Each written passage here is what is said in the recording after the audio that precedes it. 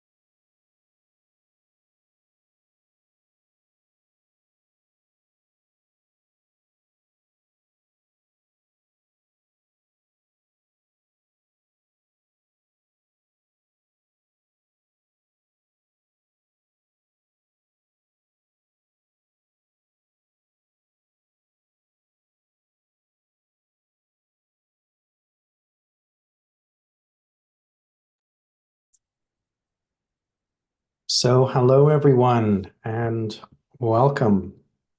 This is yet another OpenChain project webinar. On this webinar, we're going to be Hello everyone. conference FOSDEM. For those of you who are aware of FOSDEM, it's a large event in Europe. And for those of you who are unaware, this is one of the biggest events in the whole world. It's been running now for many, many years, and it's one of the main places for thousands of people in the open source, free software communities to get together, share ideas, and share knowledge. Now, it's held in Brussels, which is famous for its sunshine and beautiful climate in early February. I'm kidding, it's horrible. And a lot of us can't get there regardless of the weather because it's so far away. So this webinar is going to be a chance to find out about what so many people with so much experience got together and talked about in FOSDEM. You're going to enjoy this webinar, I think, because we were extremely fortunate to have a very similar webinar last year, also hosted by Philippe.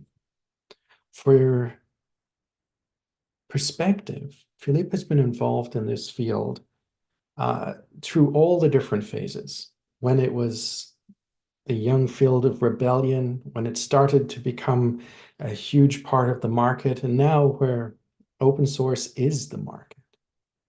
So he brings a great depth of knowledge and a great deal of experience in talking about FOSDEM, but also more generally, what FOSDEM and what happened there means to you, means to our community. Now, before we formally start this webinar, I'm just going to show our antitrust policy notice. I show this at the beginning of every meeting.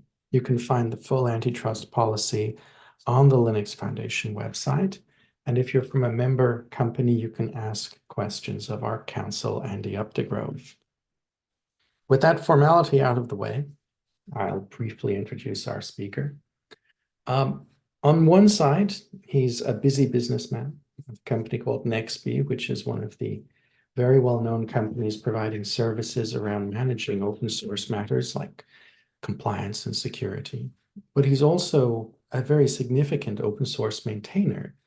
And what's fascinating is that he maintains projects like About Code and Scan Code and Deja Code that provide open source tools and solutions for open source compliance, open source security, for managing the type of things that everyone on this call and everyone watching the recording really cares about.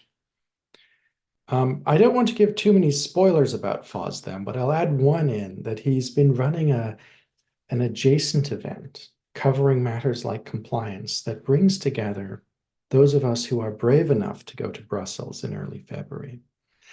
And this year, I've seen some photographs. The room was packed. It was a very interesting collection of people talking about exactly the type of things that we need to talk about. How do we manage compliance? How do we manage security? How do we manage SBOM? How do we manage automation? Now, OpenChain webinars are informal. This is really a community type of project. We build ISO standards in a totally open source way. Our method of running a webinar is handing a link and saying, click to join. Our goal is to make everything community oriented. And in that sense, during this webinar, and I'm sure Philip won't mind, just ask questions if and when you have them. Okay, this is about you getting the information about FOSDEM. It's not as good as going there, but it does provide a close second to catch up. Right, and the final note I'll have is that this webinar is streaming over YouTube so that people passing by on that platform will be able to dial in as well. I saw, I think on the weekend, that according to Nielsen ratings in the United States, YouTube is now the biggest television station in North America, which is weird, but that's where we are now. Oh, I see Oliver's on. Hi, Oliver. Oliver is the leader of the OpenChain automation work group.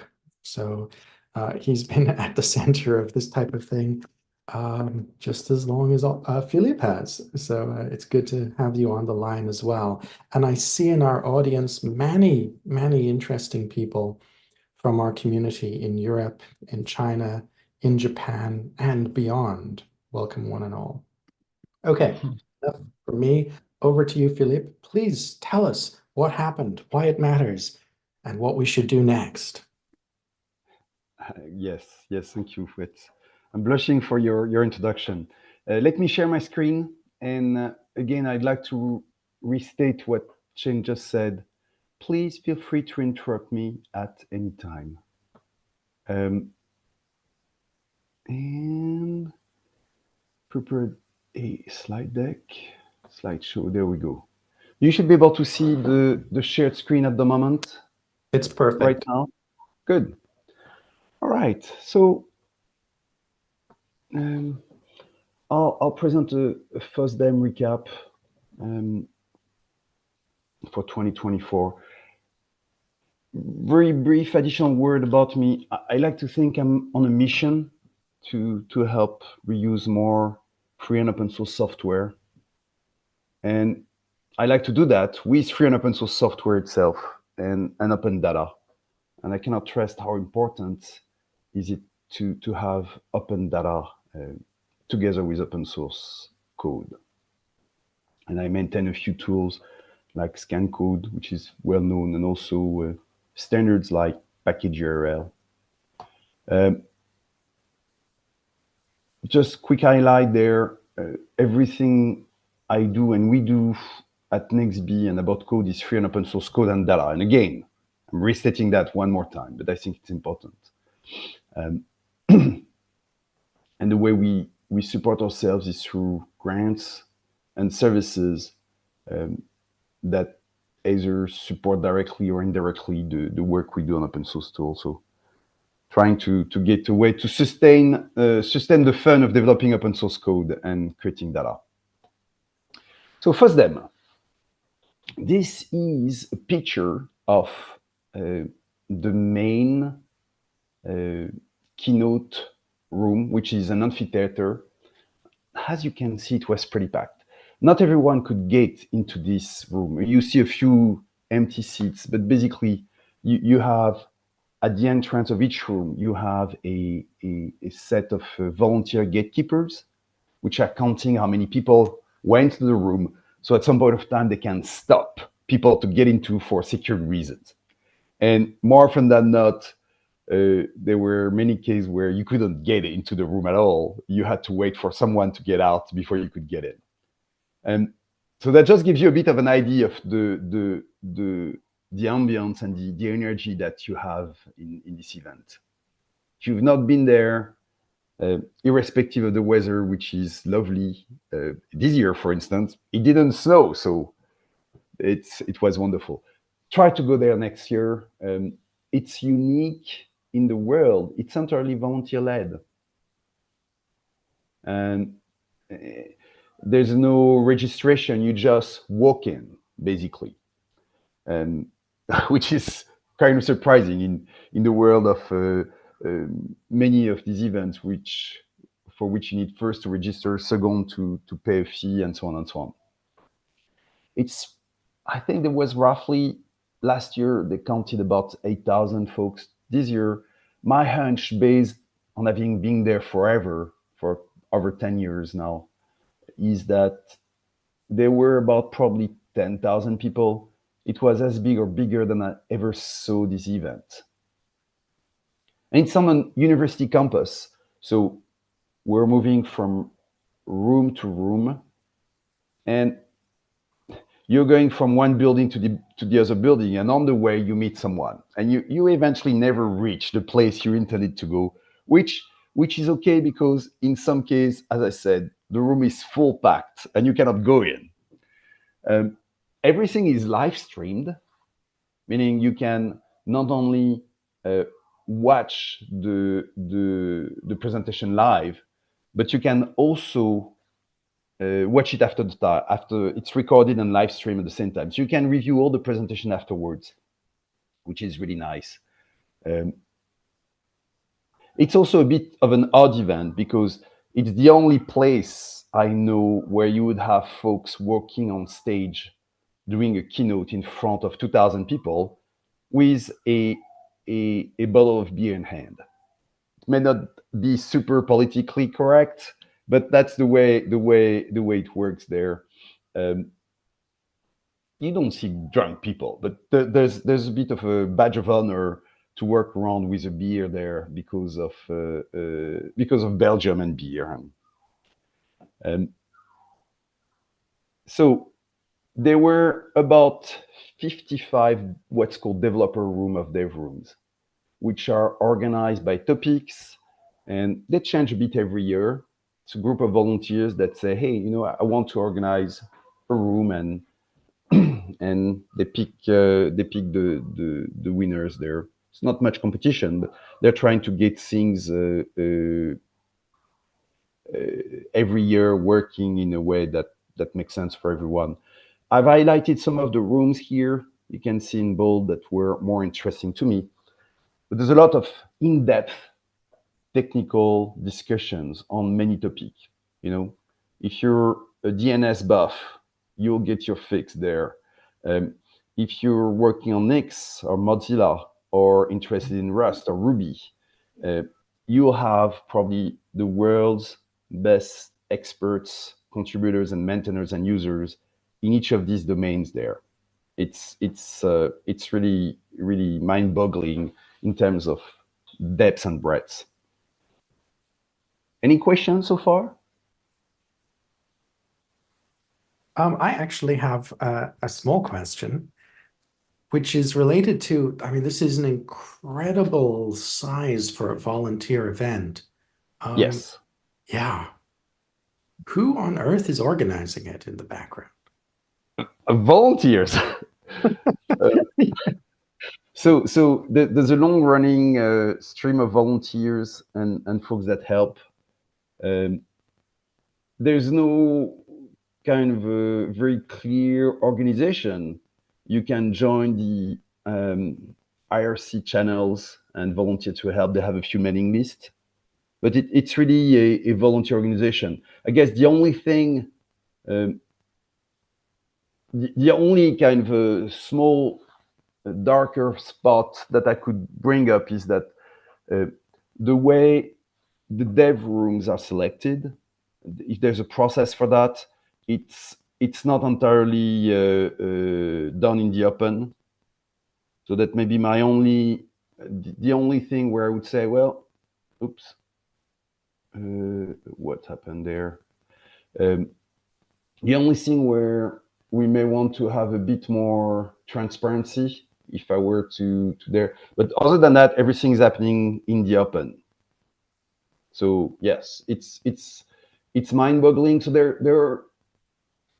there are sponsors which help support that. Oops. Oh, by the way, I see Helio has his hand up. Helio, Yep. Yeah, go ahead. Philippe just was talking about the sponsors itself. Maybe is interesting information if you mention what you said to me last time about how Google and the network was sponsored indirectly because they are not allowed the sponsors. Remember that you told me this in the FOSDEM? No, they are actually. They are.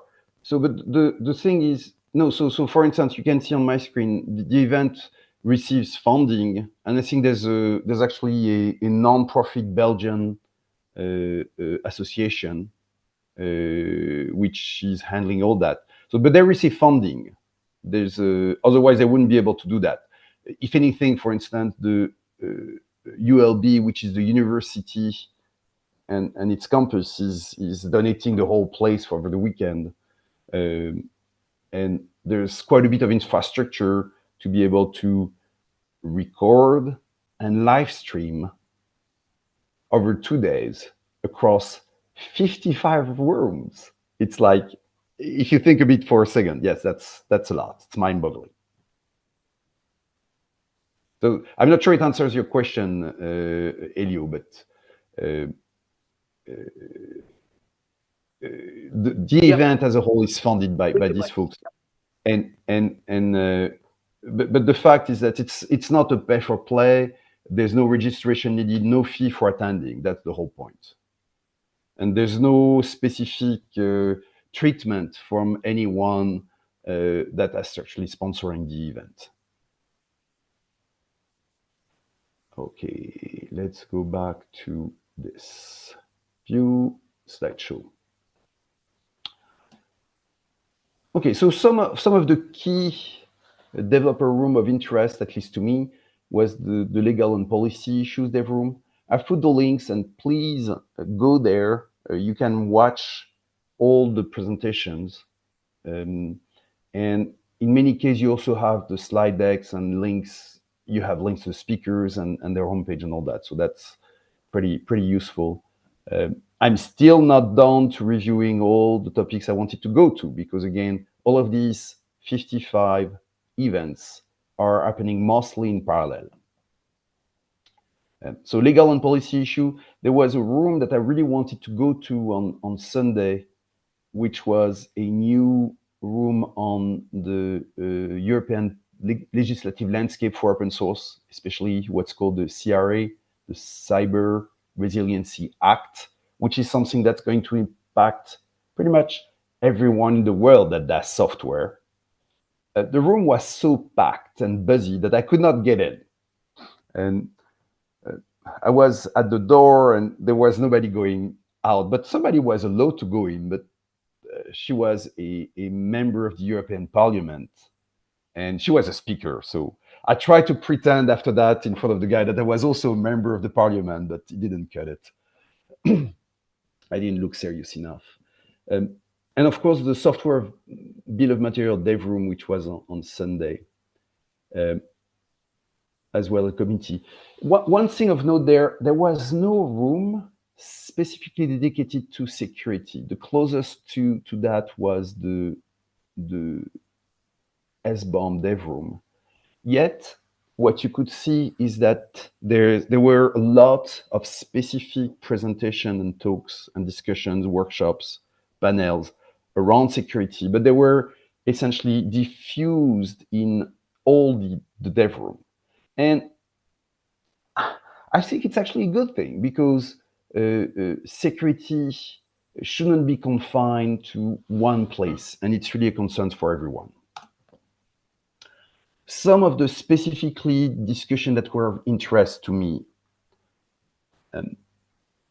talk from Thierry Carrez, who's the general manager for the Open Infra Foundation, which does OpenStack, among other things, which says, single vendor free and open source software is the new proprietary. And we're seeing that with HashiCorp and many others. And it was really interesting to have someone that has a deep experience in open source providing a recap of the problem. I think, in a way, whether you are an open source project or whether you are consuming open source, the license switches we've seen with companies like Sentry, HashiCorp, and a few others are the most problematic. We hate this kind of event because they're essentially a disturbance in the force. It's okay to have a proprietary license. It's okay not to be open source. Well, it would be best to be open source, but doing these license switches is probably, to me, one of the most troubling problems. There was a presentation also from the maintainer of Homebrew, which is a fairly popular package manager, primarily for Mac OS, but also for a bit for Linux, Mike McQuaid. And he used to be working as an employee for GitHub. He started his own business to build and provide extra tools and services around Homebrew. And it was interesting because there's a lot of good perspective on the widely successful open source project and how to manage this as a maintainer to avoid burnout and try to build some business around it. Of course, all the SBOM related presentations were super interesting, and the European policy discussion that I could not attend. Both here and in other dev room, the rulings and regulations around cybersecurity were top of mind, whether it's the CRA, Cyber Resiliency Act in Europe, or equivalent regulations in the US with the executive order from Biden from a year ago. There's also another thing called the PLD in Europe, Product Liability Directive, and everybody wonders whether open source projects will continue to be able to disclaim warranties and liability. So there's a lot of discussion there. It's of course very important. I guess the way I like to think of it is that we were doing open source in a closet, and now they found us. And there's definitely efforts to be done as part of the community and its users to help our game towards more transparency and improve security posture. All right, questions so far? Other questions? Please stop me at any time. I don't have a question right now, but I just wanted to highlight that we might have a bit of a deep dive coming for the Resiliency Act and the Product Liability Directive, and also the AI regulation in the EU. I was talking with Open Forum Europe, and hopefully in April they'll deliver a few deep dives for us. Just a side note to build on those discussions. Great. So yeah, that'd be awesome. So on the Friday before FOSDEM, I was organizing a fringe event, as they're named, which the topic was open source compliance, license, and security. And you can see a picture there provided by Nico Ricken, who was also emceeing the event together with Thomas Tenbergen. And you probably recognize some of the face you can see here. The interesting thing for this event is, first, despite there's a lot of glass on the tables, a lot of glass bottles, there was only one broken glass during the whole event.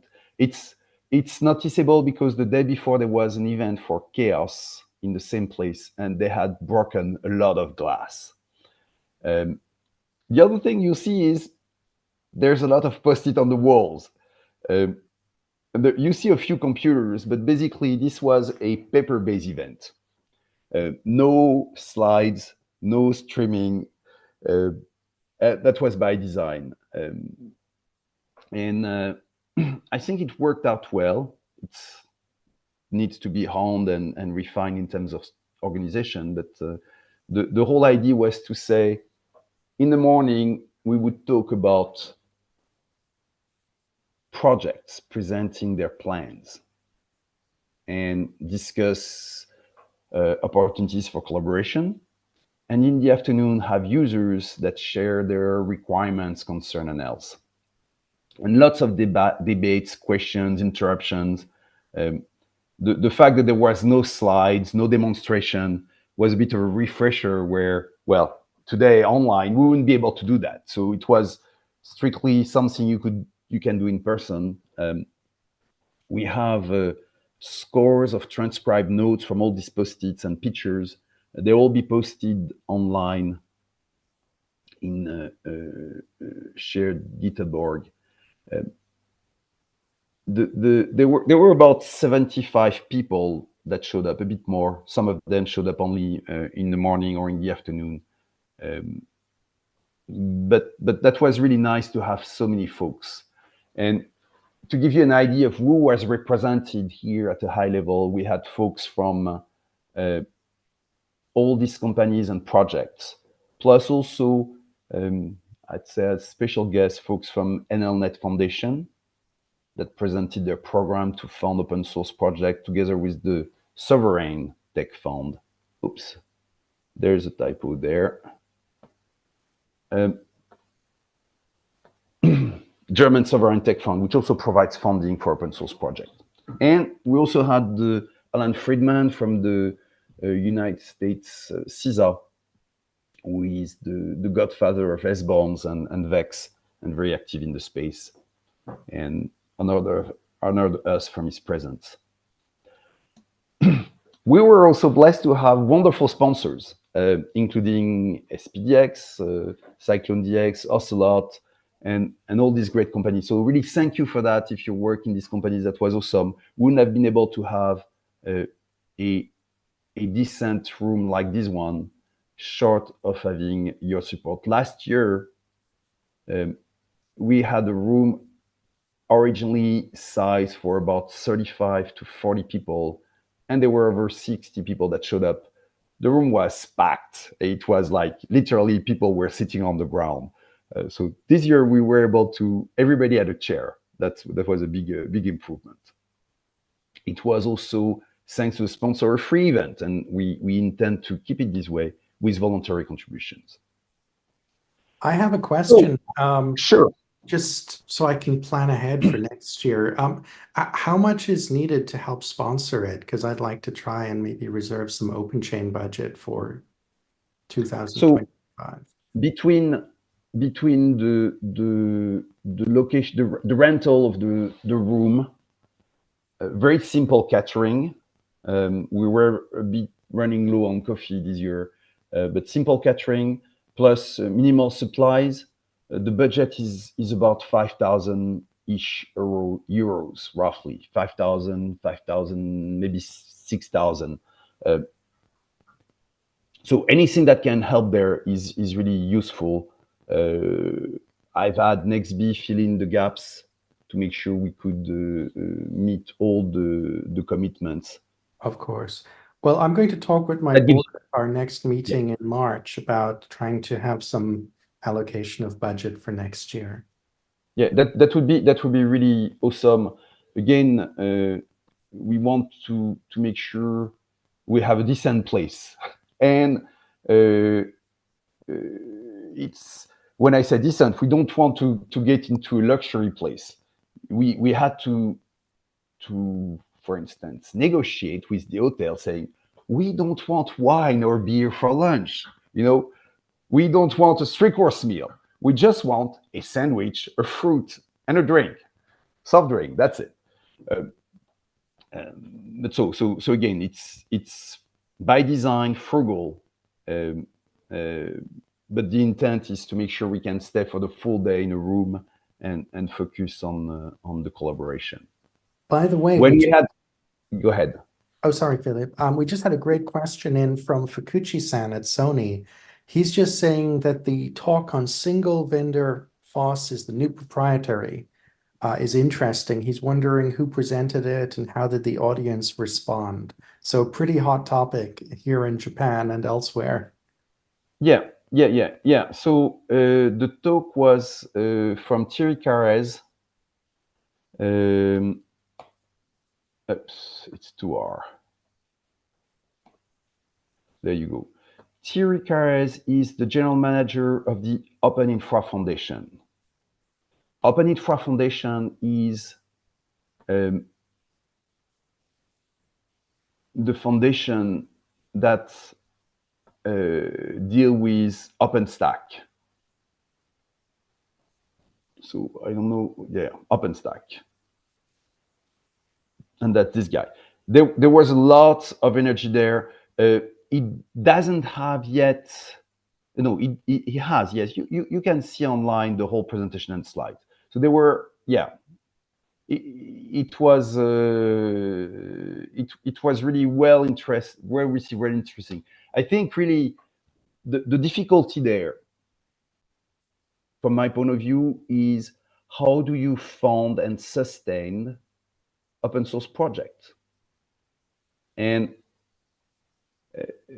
if you are trying to sustain that, one way is to be a software company and provide the tool as free and eventually provide services or have an open core strategy.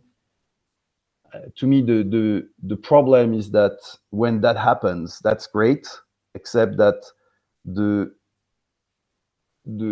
thrust and the directions of the project will going to be for the benefits of the single company that sponsors this project.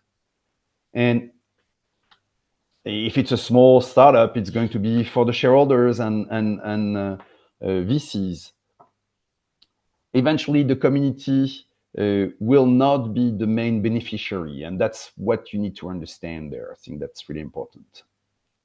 Now, the difficulty also is that if you look at foundations, and that includes the Linux Foundation, Apache, GNOME, OW2, Eclipse, OpenInfra, none of these foundations really is there to fund the project. They promote, organize, work in a neutral way around the project, but they don't fund the project. As far as I know, none of these actually pay the maintainers. In general, there's a few exceptions. For instance, the Linux Foundation pays Linus for Linux and some of the key maintainers of Linux. But in general, that's not the purpose of these foundations. So there's a problem, there's a gap there.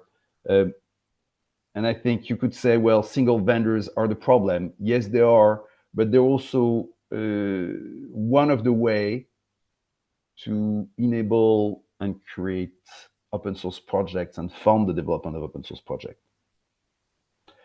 So I hope it answers a bit your question. I'm not sure if it does exactly, but that's a fact. That's a situation here. Sponsors.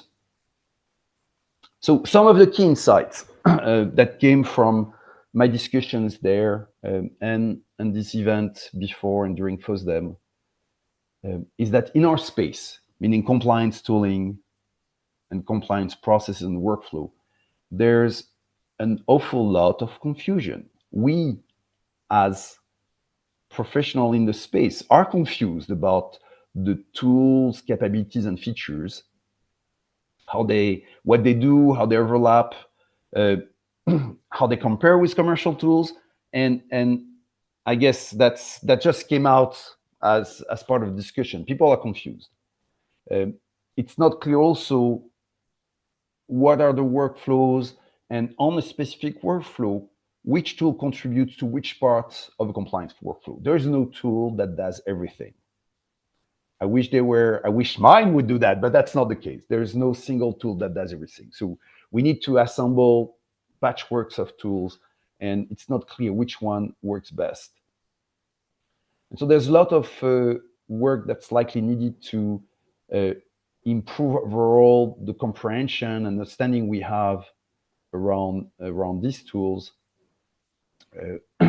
One of the possibilities there would be to have benchmarks to evaluate and compare tools, ways to document what each tool does. There's been some suggestions and projects started, I think, by Bosch on this topic. So again, really confusion. It came out as a surprise a bit to me, but everybody is confused. I don't know if you are confused too, but even the most advanced OSPO users and open source developers are at times confused there. So shared data was the second thing. We discussed it last year, and I think the problem is that everybody wants it, and nobody is really ready to make the big jump to help and pay for it. And to me, that's the key issue is, I was trying, for instance, on the topic of security, I made a small Fermi estimate in a discussion with buddies yesterday. And we were trying to say, how much would it cost to provide curated security feeds where each of the CV is reviewed and properly qualified and peer-reviewed to avoid all the junks we see? And it's probably a couple millions a year. I don't know how much the CISA and the Department of Commerce in the US pay to support the work of the National Vulnerability Database and with MITRE and else, but it's probably several million every year. And so it's difficult there. It's difficult to assemble private funding, and it's difficult to get government funding also. So in terms of shared data, I'm talking about origin, license, and security.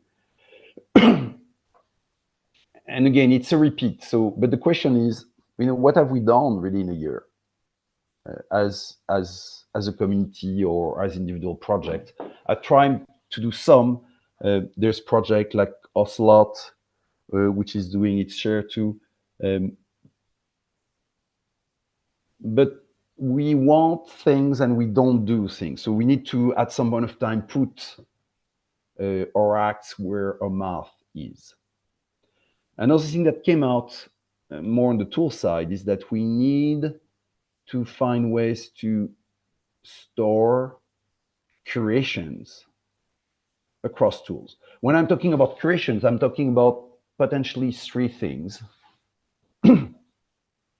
Say there's a fact which is wrong. This project says it's home. We said this project's homepage is example.com, but no, they've moved. They were on SourceForge and now they're on GitHub. So we want to update the homepage for the project. That's a fact. There's not much of a controversy there. The second type of curation or correction would be where you provide an interpretation. For instance, I think this license, the license for this project is MIT, even though there's a bit of GPL there that's used in a build script, for instance. That's eventually some kind of an interpretation. The third level would be policy, where in my organization, we prefer GPL over MIT when we do kernel development, for instance. Or you prefer MIT, I mean, whichever policy you have. The point is, these are organization specific.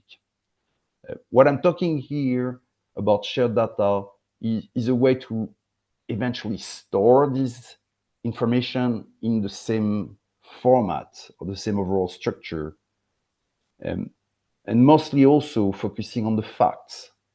How do you get facts corrections?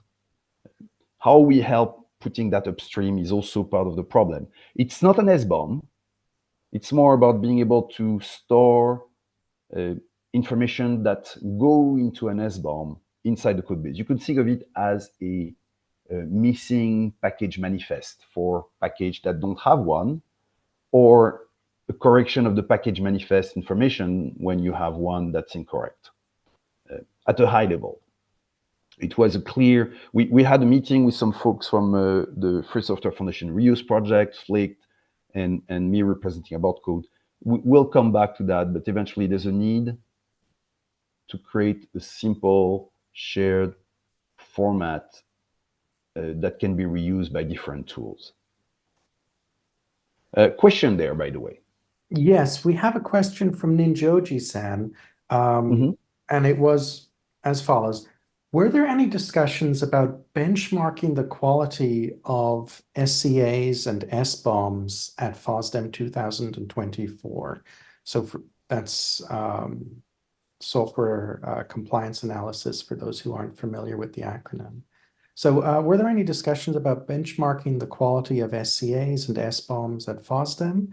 In particular, I would like to know what the current consensus or mainstream opinion is in the case without package management tool chains.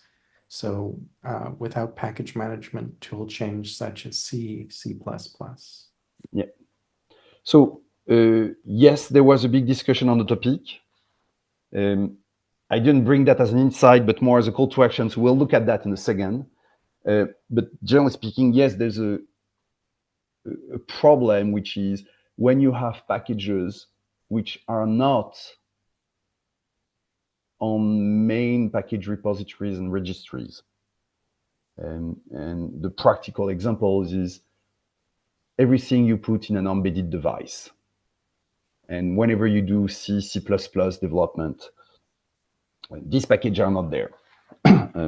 So most of the efforts to date on SBOM benchmarking and reviews that I've seen are really comparing the somewhat easy stuff, which is the list of known common packages. So, JavaScript, NPM, Maven Java, PyPI. I'm not saying these are easy, but these are not super hard to get right. And there's a void for everything that's off this package registry. So did we discuss that? Yes. Is there a solution? At the moment, no. One way is to work around things like curation format, where this would become somehow a missing manifest for these packages that don't have a manifest, basically.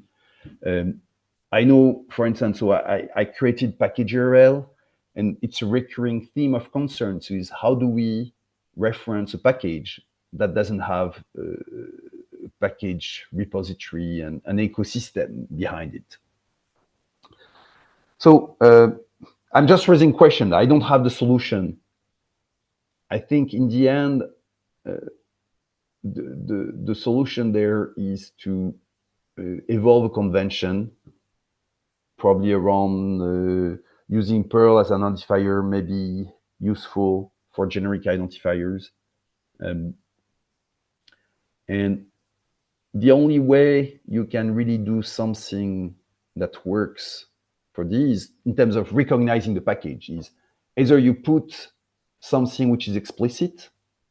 So say a small file like we do with About Code, about files, which says, oh, this directory contains zlib 1.2.13, and it's been patched with this and these modifications. So as an example. Or you do code matching, where you have a tool that can do the matching against a knowledge base and will be able to accurately recognize that this directory contains zlib 1.2.13 and it's been patched. Today, you don't really have a good solution for the latter. Most of the tools that do matching are not really answering this question. They're raising more questions and returning tons of false positive. I have a side project on that, so we could discuss that separately, but that's an unsolved problem. And if you think it's important enough to discuss separately, then let's have a discussion on that.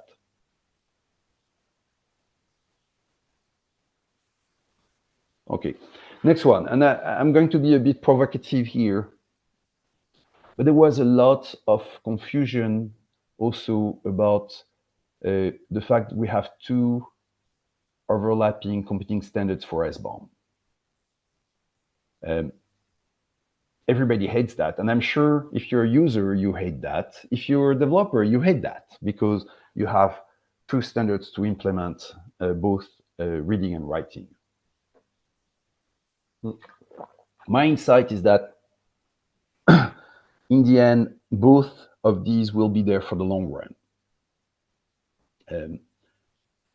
One, SPDX is an ISO standard. Second, CycloneDX is being standardized at ECMA, so will be also an international standards of sorts pretty soon. And so, as we say, standards are wonderful. There's so many to choose from. Let's hope there won't be a third one. But as a user, I think you have to be aware that you will have to support both. I'm pretty sure at this stage that no government agency will make a choice in one way or the other. Frankly, it's not a big deal, because these are essentially file formats. The content is mostly the same. So whether you receive the file as a Word document or an HTML document or PDF, yes, sometimes you prefer this format or this format, but it doesn't matter. The content is the same. I think also one insight is that VEX, which stands for Vulnerability Exploitability Exchange, which is somewhat new, not entirely new concept, but the idea is to say is that rather than provide you an SBOM, I'm going to tell you whether I am vulnerable to this and this vulnerability or not, and how you can eventually remediate some of these. It may, in the future, make this debate much less relevant, because one of the main draws these days for SBOM is the security use case. And again, I'm interested as a user to know if I have a worry, and I'm interested in an attestation of you, the provider of the software, to know, to tell me if your code is vulnerable or not. As a user, your whole set of packages, it's useful, but I cannot influence that. I don't care too much. I think for license, we may still be always looking at SBOMs. But there's a problem also, confusion about what to put in an SBOM. For instance, if you provide software and your customer demands to have a full file level SBOM, what does it mean?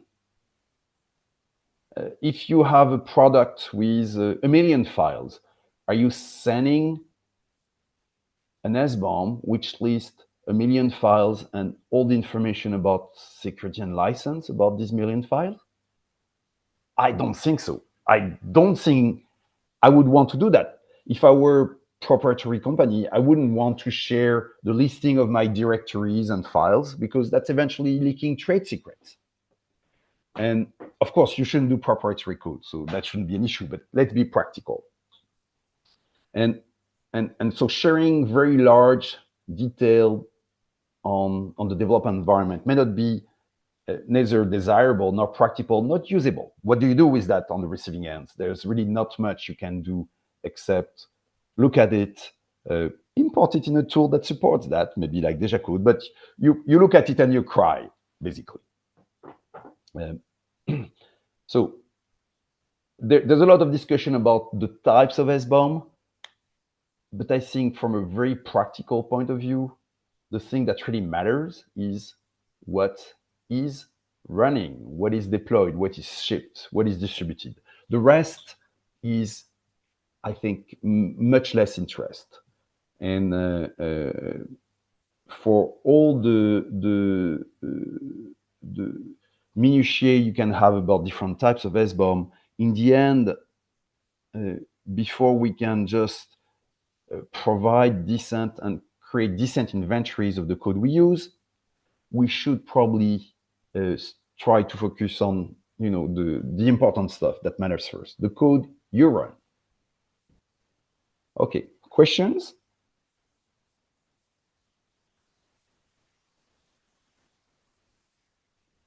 Okay, I'll move. Next insight.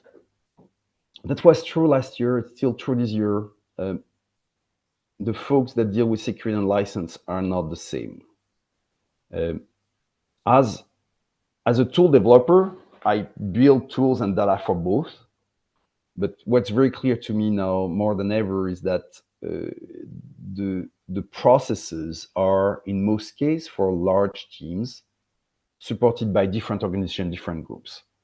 The focus of an OSPO on license compliance, for instance,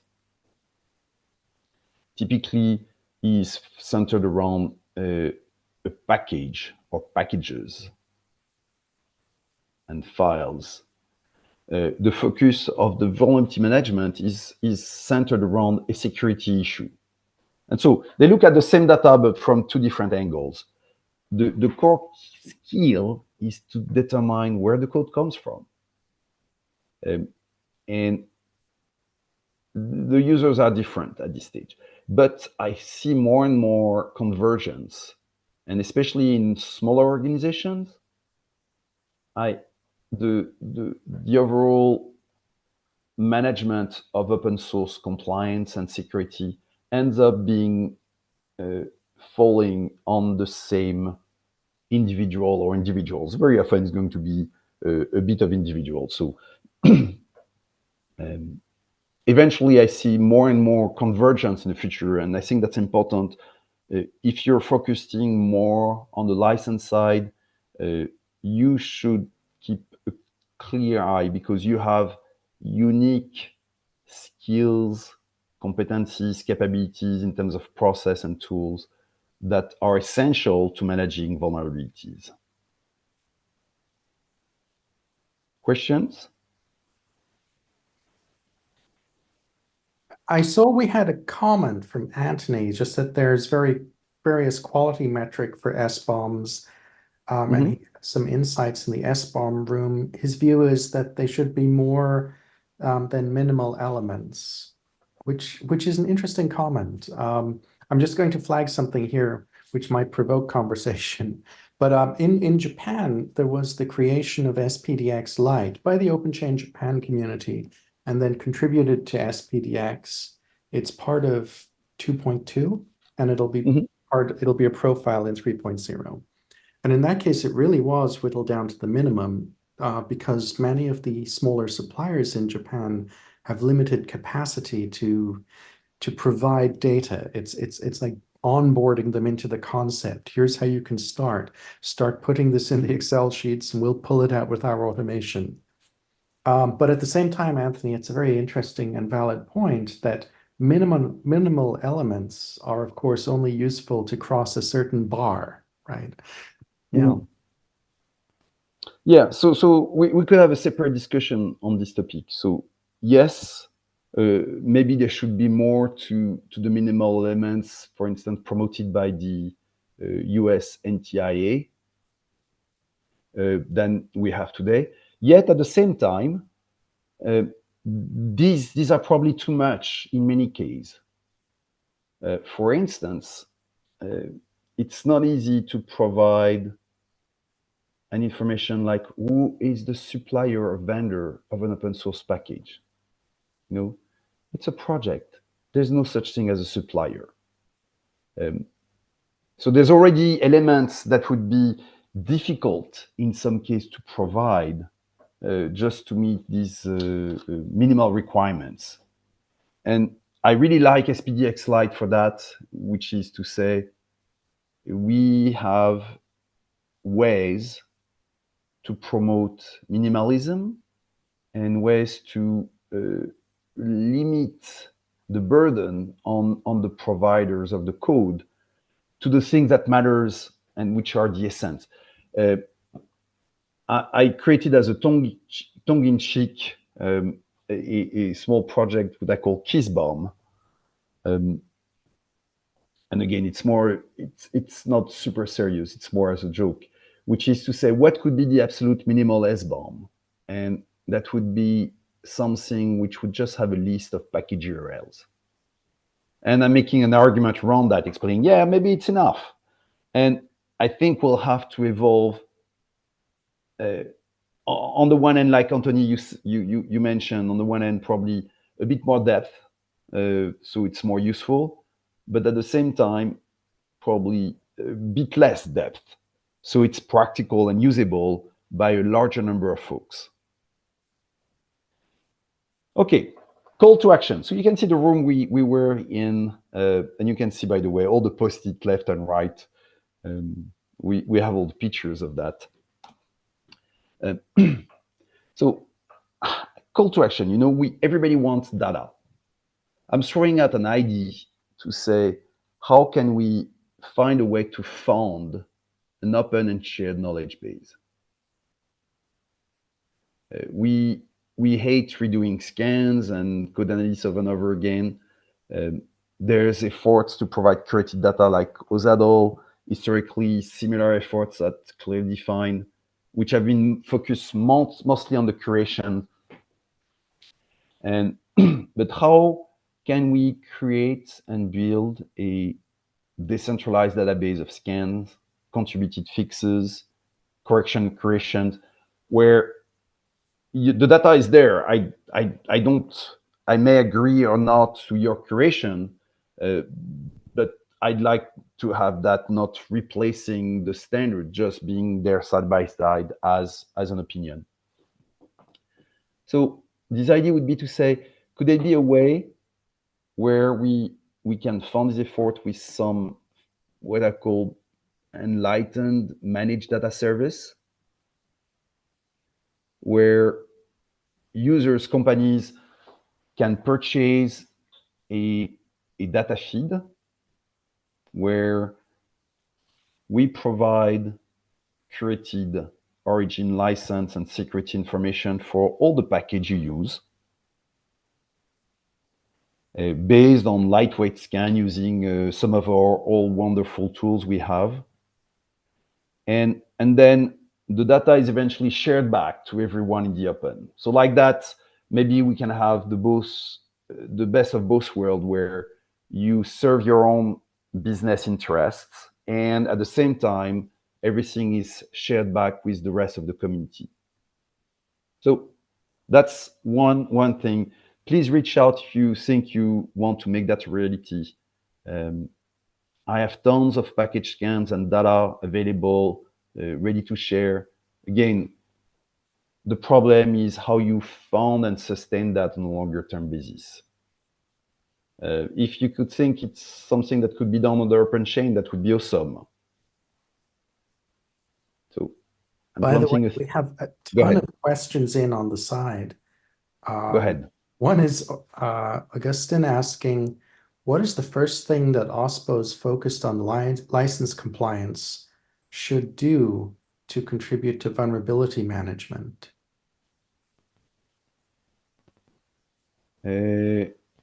So what are the things open source program? Yeah. Well, a very simple thing you can do is being able to surface the issues. So, the first step to recovery is understanding that there's a problem. And very often folks just don't realize the criticality and importance of a problem. Practically, once you have an inventory of your packages, if you look up that data, say, and I provide an open vulnerability database for that, based on package URLs, you look up the data and you see which package may have a non-vulnerability. You'll be very quickly realizing that there's not one of your product project code base that doesn't have at any time at least some vulnerabilities, in some cases some very serious vulnerabilities. They may not be exploitable in the context of your product, but they are there. And vulnerability management is not like a binary thing. It's not like I am vulnerable or I'm not vulnerable. It's a gradation where at any time you will have vulnerabilities in your code. It's impossible to do it otherwise. There's on average between 70 and 100 new vulnerabilities being disclosed publicly every day. Over 2023. And any serious code base nowadays, very quickly, if you do containerized development, contains 10,000 packages. Every day, you're going to have to deal with 5, 10 of these. So just surfacing as first the problem, I think, would go a very long way. We have another question from Sal. What critical or important roles do upstream open source ecosystems play? What's the context there, Sal? Play in what?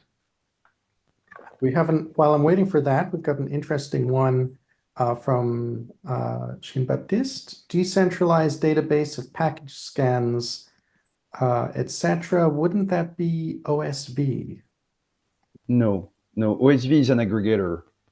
It doesn't provide package scan. So OSV aggregates data from GitHub, from National Vulnerability Database, and another source to share that again back. It's not decentralized. It's centralized at Google.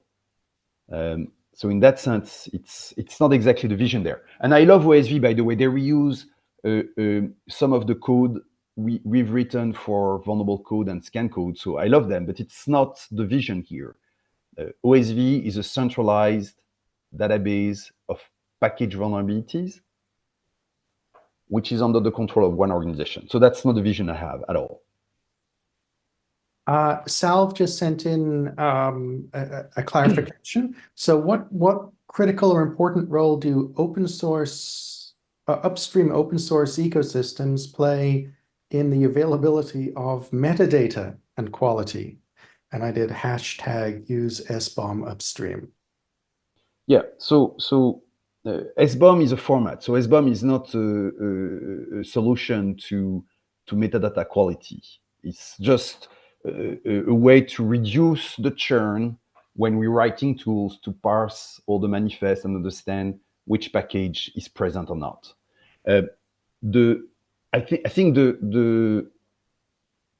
in terms of leverage, being able to adopt better standards ecosystem-wide, say all of Maven, all of PyPI, all of Rust, or all of Go, is extremely powerful. It's also extremely slow. I've been working for years, for instance, to have Python adopt ways to report SPDX license expression as package license in the metadata. It will happen eventually, but it just takes a lot of time. So a lot of leverage, very slow impact. And on the security side, same thing. I mean, there's a lot of things which are done today, probably more in that domain than any others, but it's happening very slowly. And there's one thing which is important, which is it's one thing to have an ecosystem adopt norms and standards progressively, and we need that.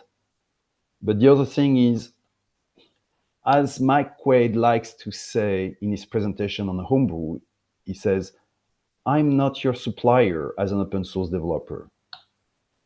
And so the problem here is, how do you help open source project upstreams with an unfounded mandate that benefits you to provide better metadata, better security information, better licensing information? That's a difficult problem. I don't have a solution there, but at heart, it's a serious issue.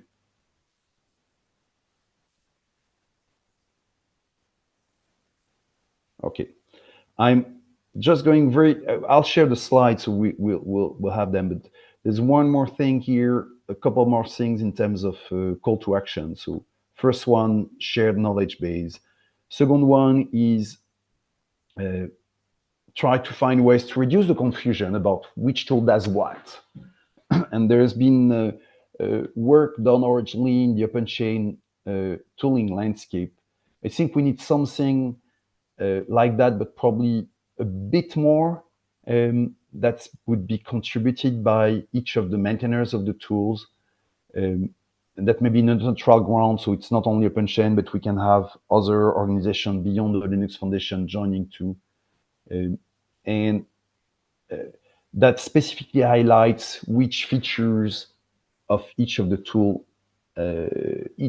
provide. And I'd like to know, for instance, which tool does support, I don't know, CocoaPods in terms of analysis, these kind of things. Which are the tools that support that? So we've asked each of the tool during the FOSDEM workshop to provide a one-pager describing their tools, their plans. So we'll bootstrap that with that and probably reuse some of the OpenChain landscape. But the point is putting more of this information, trying to reduce the confusion we all have there may be useful. There's the key question here: should we list proprietary tools? I'm not there to promote proprietary tools, though I think there could be one thing of interest, which is to state which tool or feature of a tool competes with an equivalent proprietary tool. Just that gives a bit more insight on what the capabilities are. We discussed, and there was a question earlier on about tools, benchmarks, and test suites, which is also another area. So Bosch has started an effort there in the open to provide a suite of test data and benchmarks. We still need to clarify a bit what we would want. What should be in this test? Should it be SBOM? Should this be about detection accuracy? And so on. Who runs them? And all that always, it's great to have the willingness to do things that cross all the tools. It's difficult to actually do the work because, each time it requires time. There's other collaboration opportunities. We didn't debrief on the whole thing, but there's a lot of opportunities between projects to do integrations and integrate this tool with this tool. That came out and will come out on that. And last next step, we had agreed to have a follow-up meeting online in late April. And I'll reach out to the workshop participants to have a one-time meeting there. We're trying to avoid adding more to the meeting roster. So just one time to follow up on the things we discussed, and especially collaboration opportunities and call to actions. That's it. I'm sorry to have been a bit over time, but again, next year, please join FOSDEM, join this event, join the Fringe event. So prepare a day or two before FOSDEM, and I look forward to see you online. Brilliant, Philippe. Thank you so much for recording this for us, and especially for being so flexible in taking some detours and answering questions. This recap is a really good part of our year, I think, and I hope a lot of people will be able to catch up with this recording, and hopefully some of them will make it to FOSDEM next year, including myself. So thank you again. And Bye, everyone. Go ahead. I was going to say, everyone on the line, thank you very much. I see people are sending you lots of thanks in the chat, Philippe. You are popular. Great. Well, don't hesitate to reach out. I'm going to put my email. I'm easy to find online, but I'm putting my email there. Again, I think if we can find ways to fund this shared knowledge base, and find a way to do it in an enlightened way where it benefits both companies that fund this effort and the commons at large, that would be awesome. A very good message to end on. Thank you, Philippe. Everyone, be well, be healthy, and be back for the next webinar. Check our schedule on openchainproject.org/participate to see the whole raft of things that we've got in the next 2 months. And that's it. Take care all.